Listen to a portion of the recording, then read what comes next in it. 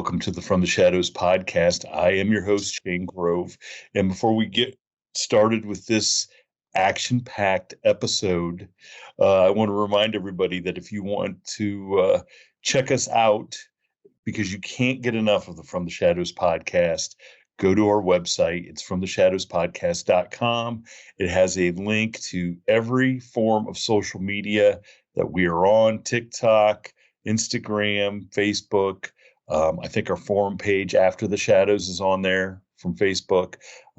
If you want to get a hold of me, you can hit the contact button on that website and just send me an email, especially if you've got an experience that you want to share and maybe come on the show and tell everyone about. And if you want to get a hold of me another way, you can find me at Shane Grove Author on Instagram. You can send me a direct message. I will get back to you.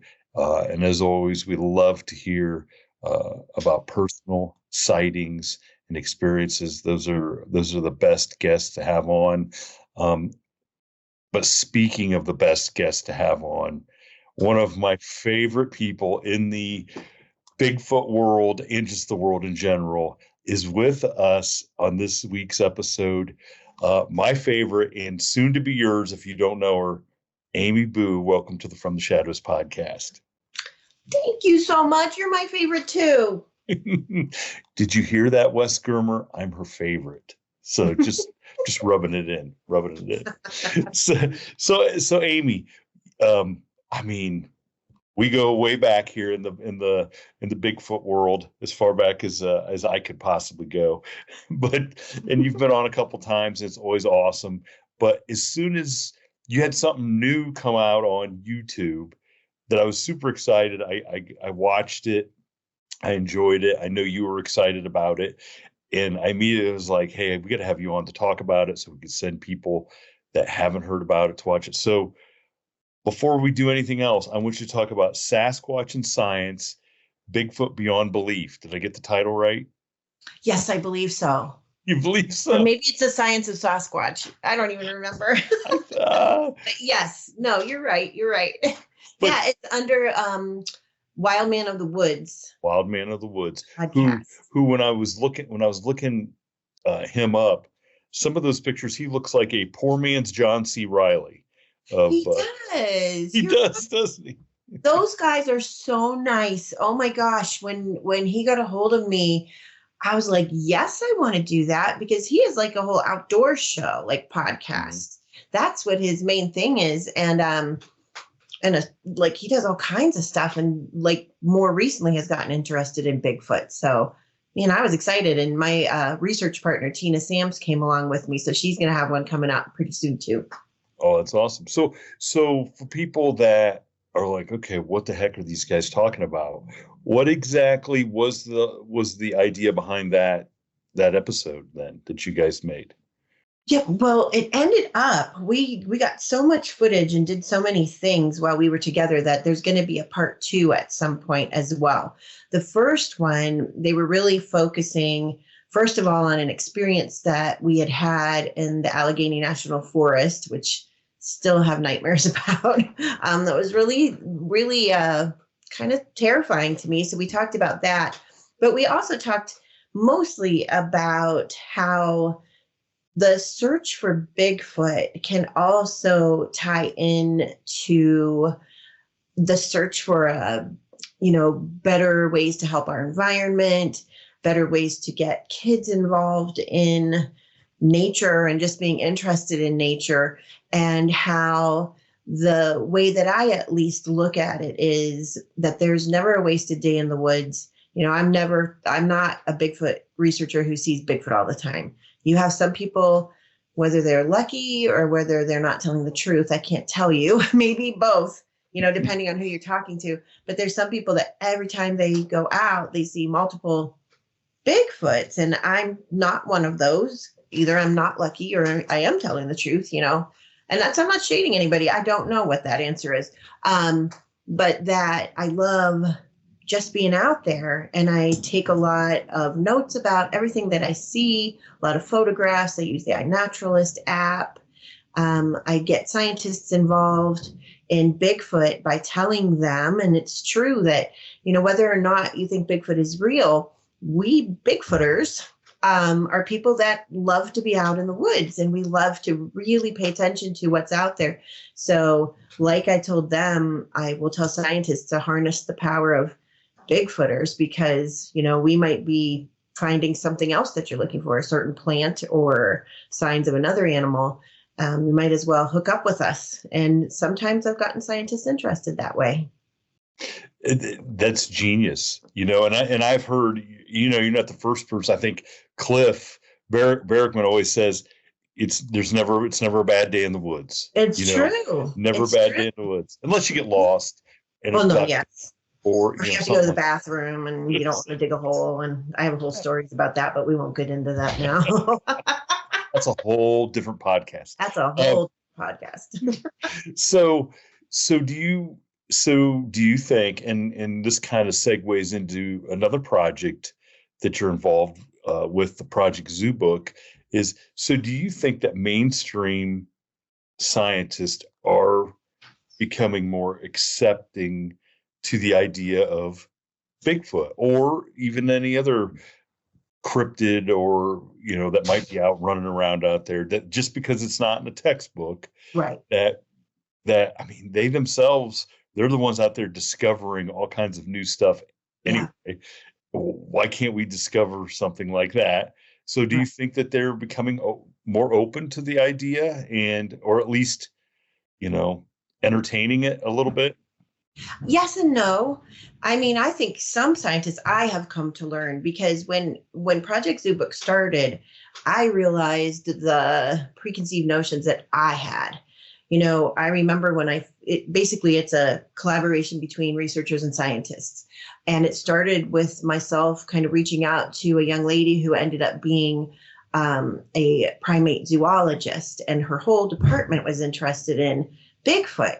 And I remember really being shocked by that, because I'm like, wow, these are actual scientists, and they are taking us seriously. Well, shame on me a little bit there, because I just assumed scientists weren't interested. And there are many. I said yes and no, because there are many, many, many who are not, and who would think it's not only a waste of time, but that it's ridiculous. We still have several of our scientists. My cat is having a problem over there. I'm sorry.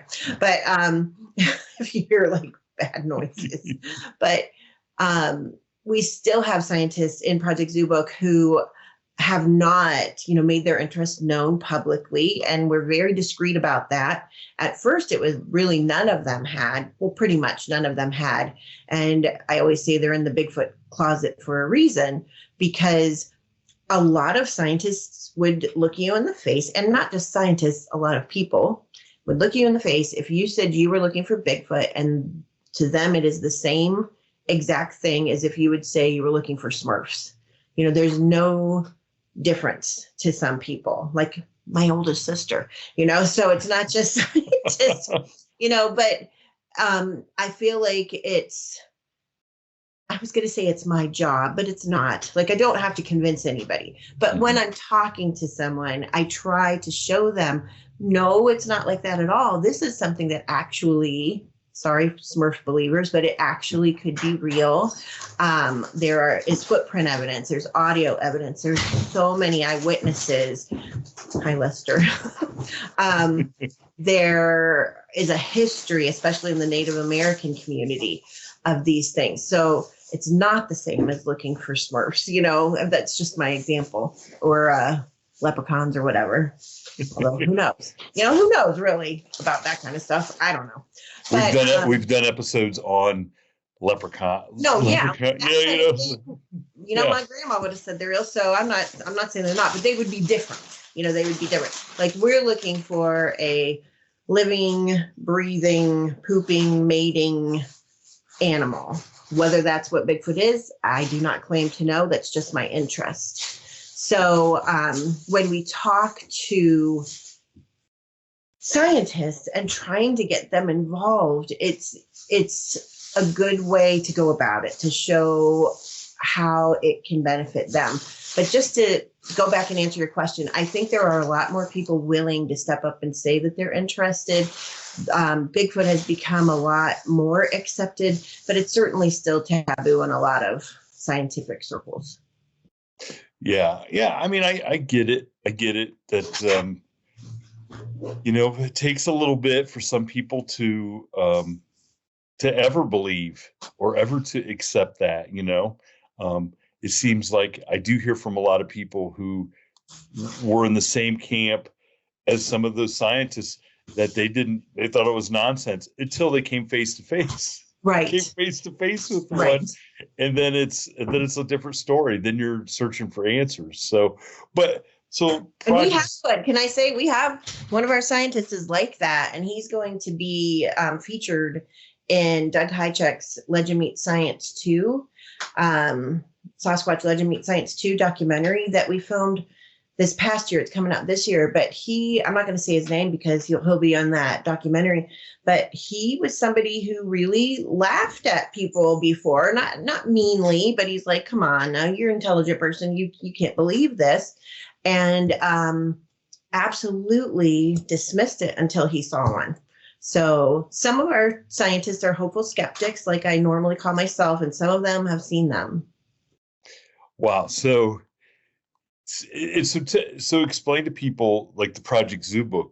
You guys are out in Washington, right? That's where, or is it everywhere? Or is everywhere, yeah. I think you might be mixing it up with the Olympic Project. Oh, I'm sorry. Yes. No, that's okay. Yes. The Olympic Project's out in based in Washington State, where they're looking at ground nests that were found by a logging company surveyor. So that's one really cool thing. But there's a lot of crossover. There are many Olympic Project members who are Project Zubbook members and vice versa.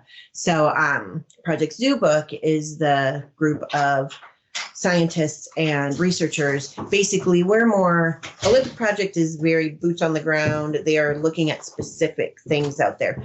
Project Zubbook, we're more like a think tank, we call ourselves, for lack of a better word, where we do Zoom calls every other week. We have different guests on, witnesses, experts in different scientific things.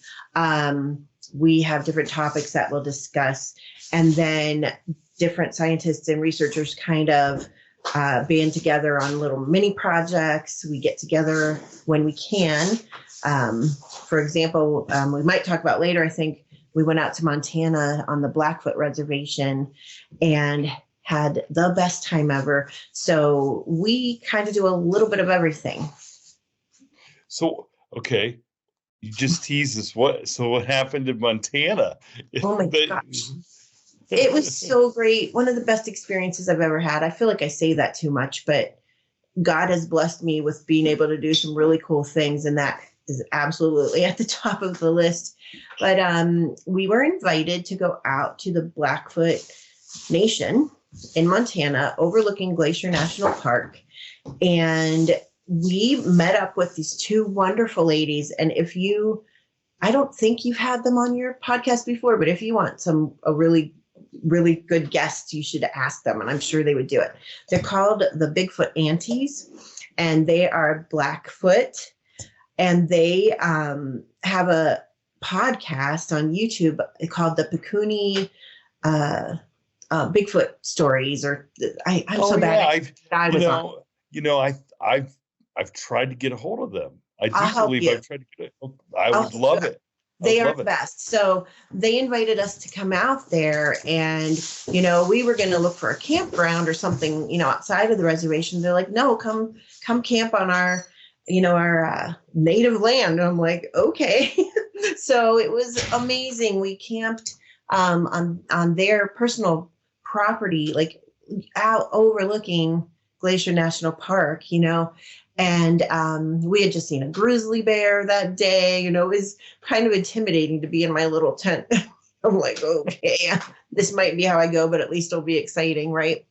But they showed us all these different places where what they call the Inimitepi, and I probably am butchering that. I try not to, but it's basically what they call the hairy man, just Sasquatch, where it has been seen around that area. So we also got to talk to different people. There was a lady who owned a small store on the reservation, And we talked to her, and it was very interesting. I've had this happen different times. When people ask me what it is that I do, often when I bring up that I head up a group of scientists, there will be, you could see it on their faces that their door closes. They're like not interested in talking to you anymore. And I had to explain to her, just like I had to explain to someone this past weekend, that we are a group of scientists, yes, but we are very much looking as an end goal to help in the protection of this species. We're not going to like pull an ET. That's not our goal to, bring them on in and all that. Like, we feel strongly that if Bigfoot is real, I think that it is. Do I know? No. Do I think? Most days, yes.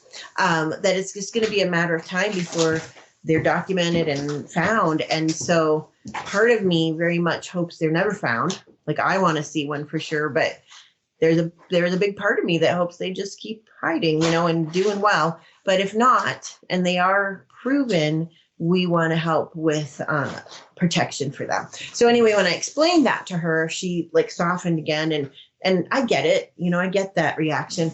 But she started talking to us, and she said that there was an Inumitopy that was in her, I always forget this word, dumpster. Like, you put the garbage, her dumpster outside the back of the shop the week before, like rooting around in there. And there was another gentleman who took us and showed us the ridge that one had been walking on like last Tuesday. So these were like stories where it was a very natural living being they were talking about. A lot of times when people talk about native stories, they think of it in a spiritual way. I feel like it can be both, right? Like I believe people are spiritual. And so like, I feel like both. But then, when you're talking about certain Native American stories where maybe the Sasquatch or whatever that tribe calls it is a part of their creation story or something like that, to me, that doesn't mean you just get rid of it as a myth, because so is coyotes are part of their creation story, and snakes or whatever it is that the tribe believes. So they were talking about these creatures as absolutely living, breathing creatures that get in their dumpster, so it was very exciting. We didn't see anything. Again, I told you I usually don't, but someday. But it was amazing. One of the best things that I've been a part of for sure. And I've watched a couple of their YouTube videos, and they do. I mean, they're really great. I mean, they are so great. And I love the Native American stories and the way they present the oral history of what these things are. It's my favorite part of Bigfooting, my absolute favorite part. And it's so cool what they're doing, because they're taking down these oral traditions and oral tales that nobody else is writing down or anything, and they're getting the people on camera.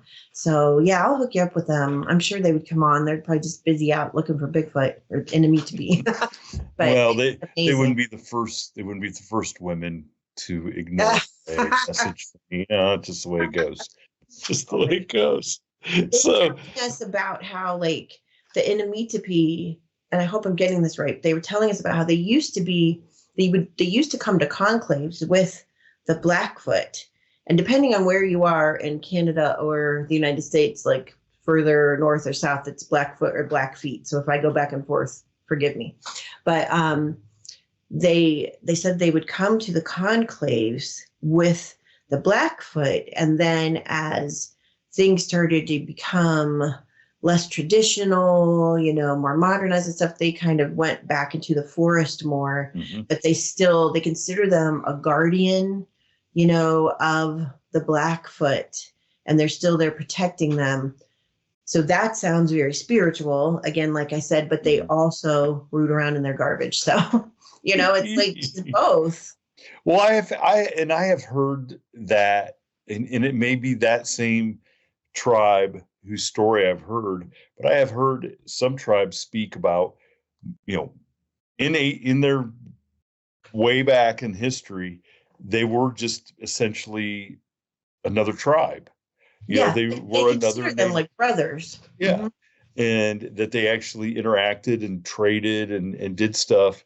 And it's just as time went on, like you said, they kind of grew apart, or as North America became more settled, they became more wary of man, and right. just like, And it was so interesting to me how when we went out off the reservation and we would talk to people like in the park itself or whatever, and we'd bring up Bigfoot, it was like, oh, whatever. There was one ranger in Glacier National Park, and he was younger, who actually talked to us about different things, and he was really interested in not poo-pooing it. But then on the reservation, it's just matter of fact, they're there, so are the grizzly bears. It's a fact. Yeah, it's a fact of life. I mean, and it goes back to the cave drawings and the rock drawings. Absolutely. Of, like, okay, so there's creatures on there that look like Bigfoot. There's buffalo. There's wolves. An antelope. Yeah. Antelope. And we believe that they saw buffalo and antelope right. and Why stuff. do we throw the Bigfoot out? Exactly. Yeah. Exactly. It's like it doesn't make any sense. Like, it doesn't make sense for the people studying that and just considering it, right, that you'd pick out. But we do have, man does have a proclivity to just say, I like this, but I don't like that. So right, we're going to ignore this, and right, we're going to focus on that.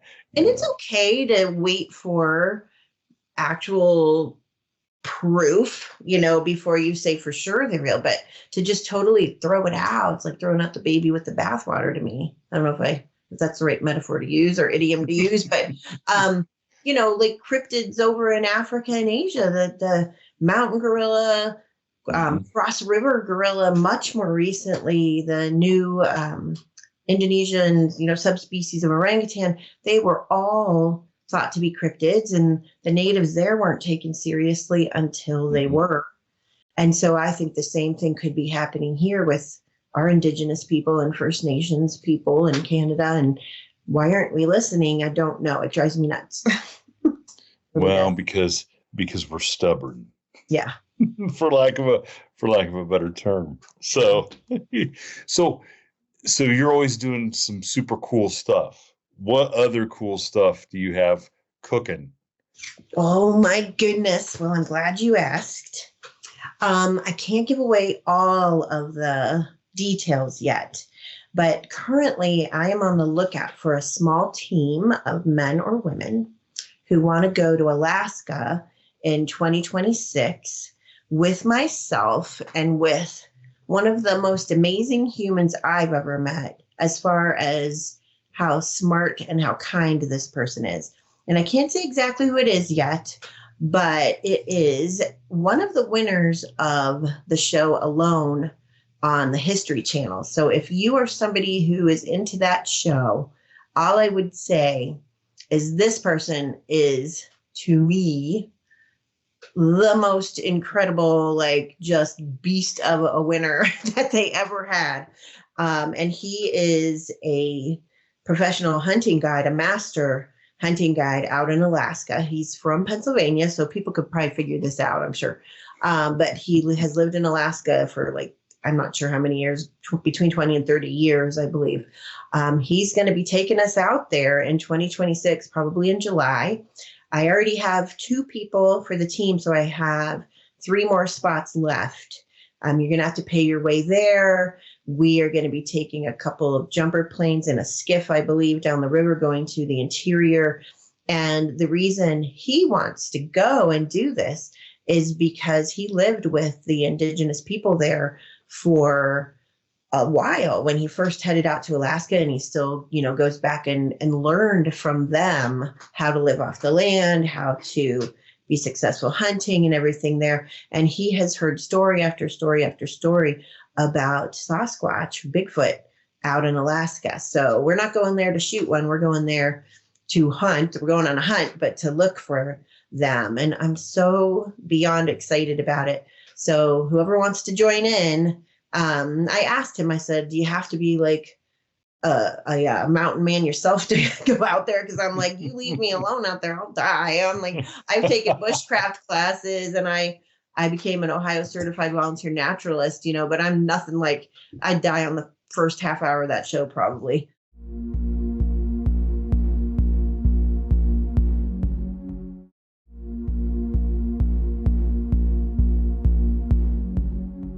I love being out there, but I'm no professional. And he's like, no, you'll be fine. You'll be fine. I won't let the grizzlies get you. Well, I think there's some really great Bigfoot podcasters out there that live in that corner of the United States. My other favorite. Your other favorite. I think I'm going to volunteer. I'm going to volunteer Wes from Sasquatch Chronicles. He lives right there. It wouldn't cost him as much to travel. It'd be like a discount. And I mean, his knowledge on the subject, plus he could just, absolutely. Wes Germer should come. I believe so too. Yes. And it would just make me jealous then that he was getting to spend all that time. I'm just, you think you would die in the first half hour? You would bury me before you died. I put a flower on there. No. Talking about, I wouldn't last at all. Holy smokes. Well, it's in July, so at least we don't have to deal with all the avalanches and whatever, all the snow and stuff. So it should be nice weather. No, I mean, that sounds great. And, I am on the short clock of retirement at the post office. And who knows, it may be in 2026 when that happens. And if that happens, maybe, Christy will just make sure the life insurance is paid up. So if something happens to same with Lester. He's already got it. Lester's like, all right, when you go on, all right. Yes. Yeah. That does sound, that sounds really cool because, we talked about before, we got, and I think if anybody to lead an expedition, that person is a great person to do it. Great. He's great. We were supposed to do it like over the last couple of years, but my health wouldn't allow it. And it's not going to be the most money in the world, but it's not going to be cheap. And my job, I get paid nothing pretty much. So I'm saving my pennies up, but it's something I really, really want to do. I have an actual bucket list.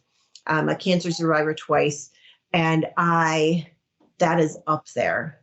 I still think, I don't know. I have a couple things that compete for number one. That's probably inching up there now, but I also want to be in a demolition derby, so thing, and I can't remember what it is. Oh my gosh. The summer at our county fair, if you really want to be in a demolition derby. Our county fair has one. I just Lester's a mechanic. I'm like, you need to get me a demolition car. Find me a 75 Gremlin that we can. He has his Gremlin. Yeah, he won't let me use that. You didn't know that? No, I didn't know he has his Gremlin. No, I'm not even allowed to drive that thing. Holy smokes. That would be fantastic. In the Amy Bue and Bigfoot mobile, the Gremlin Bigfoot mobile. Well, we drive it in the 4th of July parade here in town, and he puts Bigfoot stuff all over it. I'll have to send you some pictures. That's fantastic. That's what now you are super busy. It seems like at least the last 2 or 3 weekends you've been somewhere at shows or at different events. So how many of those do you do a year? And I because I want to talk about this one you were just at, because the stat you told me about it was incredible. Yeah. But how many? I've been going to outdoor shows. It keeps growing. I don't even know how many, but I've been at them almost every weekend since the end of January. So however many that is. About 6 or 7 weeks now. Every weekend. And then I have one more this coming weekend in Akron, the Rubber City Radio Group's outdoor show. So then I'm done. And I don't mean done in a bad way, but I'm tired because it's like working all week and then going to those. And I really enjoy them. And I'm so happy I get to do them, but I'm ready for a break.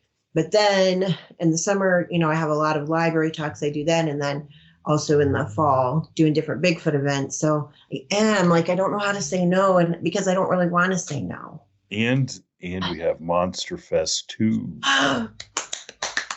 So I'm not doing footprints. What you're going to be doing? Maybe showing how to cast footprints. Hopefully, that'll be awesome. So awesome. So at at Monsterfest 2, we will be recording live our 500th episode. Oh, that's So exciting. I have you on the short list of special guest appearances for. That's so exciting. And then once we get there, I'll go around and ask other people, hey, do you want to come on? Yeah, no, Yeah, you can count on me. we're pretty excited. I think word on the street and some of our listeners will be excited. I think the Ozark Howler is going to make a trip. Oh, Lester got the Powerball. Thanks, Lester. We were talking about it.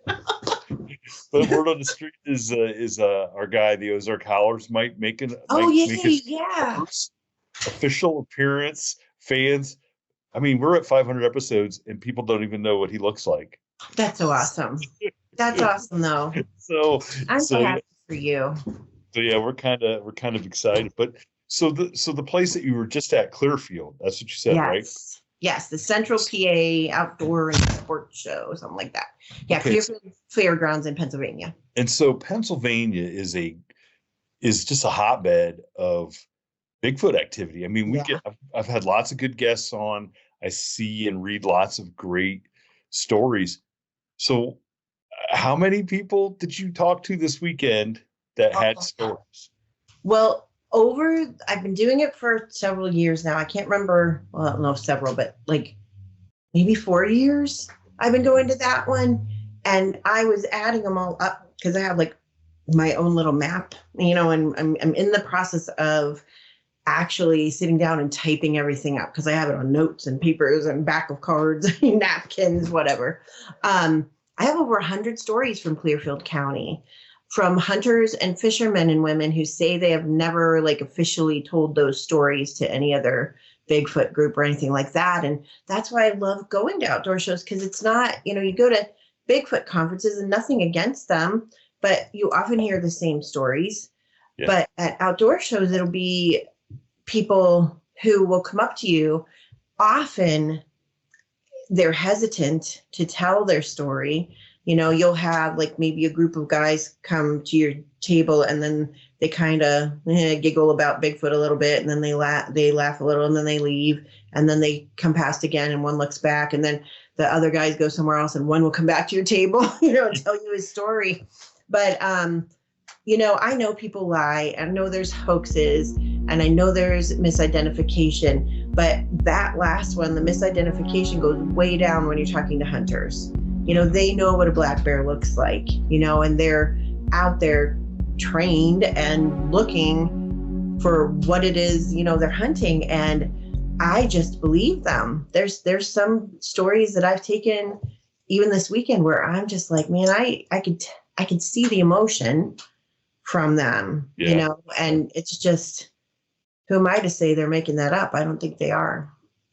Well, and I've got that emotion. I mean, I've got that emotion the same way over the phone, or if we're doing video.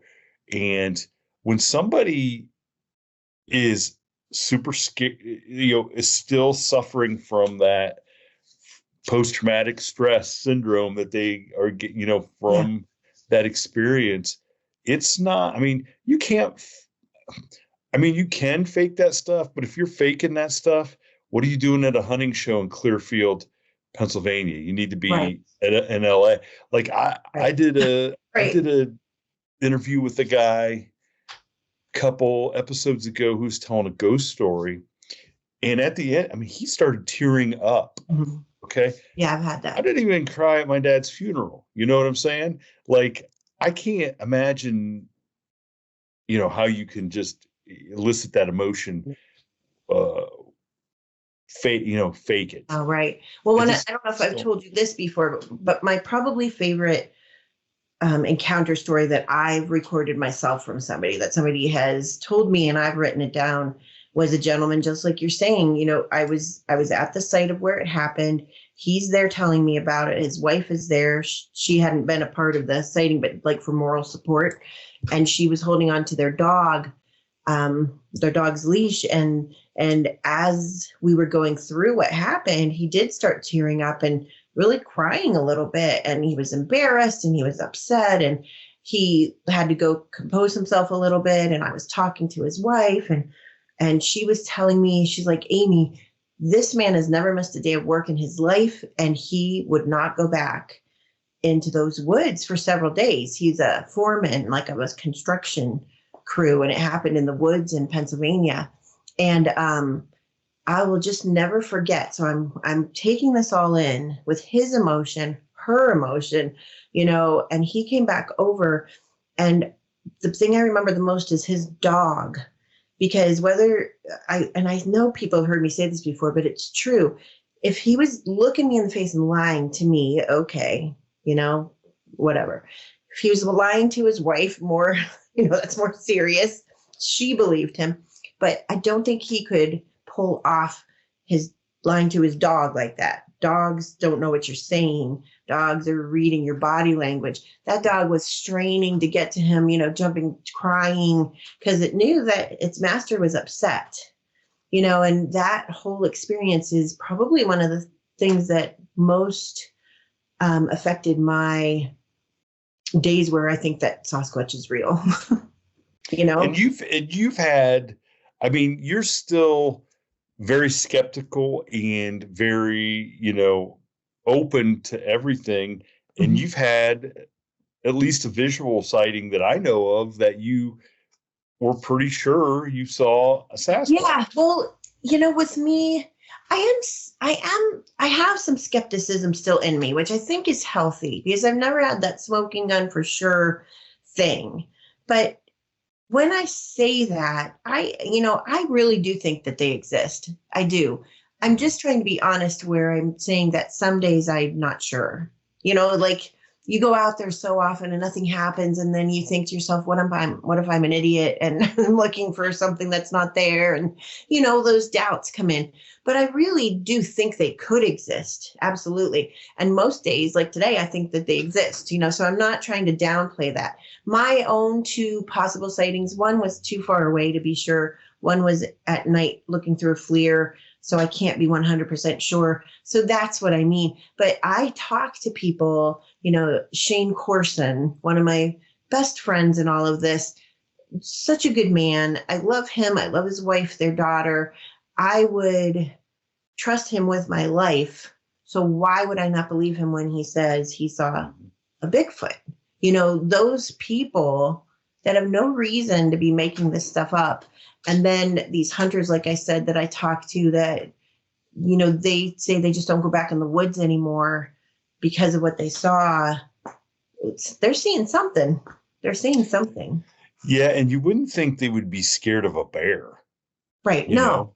Because they might be intimidated by it if it's right there, but they like the one older gentleman. He's like, it was not a bear. It was not a bear. I know what I saw was not a bear, even though it was far away. Didn't have the muzzle or the stance or anything. So I just doubt myself sometimes, I guess, I always say I don't want to fool anybody else, and I don't want to fool myself into trying to make myself believe what I saw was Bigfoot, because I really am truly not sure. Yeah. And you say that, and I just was on a guest on a show, and they wanted to know if I had ever done anything, and I told them the story of us being out there in the woods at Shawn Acres, and like the little events that happened. And I go, look, I'm not telling you that I saw Bigfoot. I go, because I didn't see, I just know that something weird. I said that I go, all I know is that this happened, and this happened, and that Amy Bue, who is very level-headed and skeptical, witnessed part of it too. And I said, so I know I wasn't imagining this stuff. Right. I said, but I don't know what it was. And I think it's good to be skeptical. And I don't have the experience. You've gone out numerous times. You're doing all this, all this other very legitimate stuff. So I'm not going to be the first, but I do know there are people that want to believe something so bad that they will take something little and make it bigger than what it is. I don't think most people are even lying. I know quite a few people who this is going to sound mean, and I don't mean it to be mean, that I wouldn't necessarily trust their stories because they have told me when something first happened, they'll be like, I saw something, but it was dark and there was something back there. And now they're out speaking places saying they saw Bigfoot, it was staring at them, like all these details that they didn't say. So unless they just didn't want to tell me it at first, they are embellishing. But I don't, like human nature, I don't necessarily think they're just straight out lying. I think they maybe talk themselves into it. People try to talk me into what I saw. They'll be like, just say you saw Bigfoot. Just say. I'm like, I don't know what it was. Like, there's a possibility that there was some very tall man with broad shoulders that was wearing furry stuff. It was 100 yards away and I was in a car. I don't know what it was. I want it to be Bigfoot. I know there have been sightings around there. I didn't know that at the time. I was not aware of any of this. But I'm not trying to be wishy-washy. I just really don't know. Yeah, I mean, and I guess it's more because your reputation, to go and do these shows and to do these, with Project Zubbook and stuff, and to do video. I mean, you need to have your reputation intact of somebody that's not going to, True. I never really thought about that way, but true. But if I see one, for sure, I'll tell everybody. I'm not ashamed of it. I'd be no, really. I'd be like, I'd be shouting it from the rooftops, Well, if like if you had an experience like some of those hunters that you're talking about, where they have no doubt. I mean, I'm sure if you're looking through a scope, I mean, have you talked to anybody that was looking through a scope? I have. That was another good one. And I can say his name. His name is Casey. Maybe he'll come on your show. But he had probably the best sighting I've ever taken a report of. Again, in Pennsylvania. He was out, I don't remember. Forgive my brain. I can't remember what he was hunting, but he was out hunting. I can't remember if he was hunting bear or hunting deer. But whatever he was hunting, he looked like he was up kind of on a hill. And then there was another hill and he looked over and he said he saw the biggest black bear he'd ever seen, because it was dark and he thought that's what it was. Well, then he brought his scope up to look at it and he's like, that is not a bear. And it stood up standing there, and he will tell you the best description, like how short the hair was here compared to here and its ears. And he talks about how its nose looked like it had been in a couple boxing matches and been broken. He's the only person that I've ever talked to that said he absolutely knew it was a male. Take that for what you want. And he just has a spectacular description of it. But yeah, he saw it up close because he watched it through the scope. Yes, give me Casey's number. I will.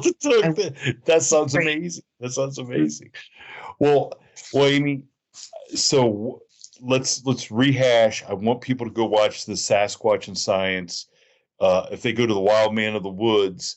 Yeah. Either of the woods or in the woods. I can't remember now. Of the woods. It's Wildman of the Woods. Okay. And they're great. You should watch all their stuff. They're great. Yes. John Hickenbottom from Salt Fork State Park did a great episode too. I loved watching that. I thought I saw him on there. He is great. And I talk to him every now and then. And you talk about somebody who's in that science and then also working for the government. I know.